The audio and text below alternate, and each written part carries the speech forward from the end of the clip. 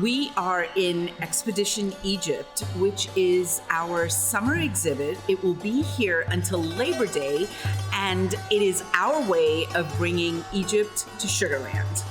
This exhibit is a really fun mix of education and interaction.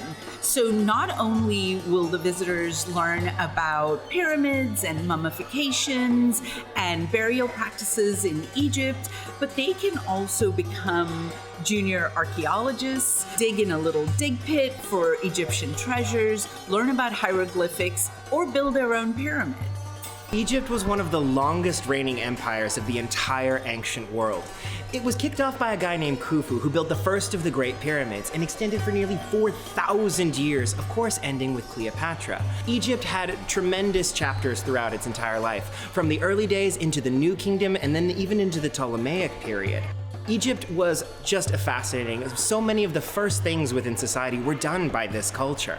Sphinxes in Egyptian mythology were usually seen as guardian spirits. They usually came in pairs. As a matter of fact, if you've ever been to a big manor or institution and you've seen two lions flanking the sides of an entrance, this is actually a tradition carried over from Egypt. Egypt is famous for its massive pantheon of gods, from Ra to Horus to Osiris. However, Anubis is probably one of the most popular ones in modern media today, having the head of a jackal and the body of a man. Anubis was specifically the god of funerals. He is heavily referenced in the Book of the Dead, as well as a lot of funerary art pieces throughout ancient Egypt. It was his job to take the soul from the actual tomb, guide it along the River Nile, and eventually take it to the Hall of Osiris, where the famous weighing of the heart against a feather ceremony takes place. King Tutankhamun belonged to an extremely prestigious dynasty of Egypt, the 18th to be specific. This dynasty kicked off what we call the New Kingdom in Egypt, and it was one of the height points of wealth and influence for ancient Egypt. And it had some seriously A-list celebrities among it. Thutmose II, Hatshepsut, Amenhotep, all of these were members of the 18th dynasty.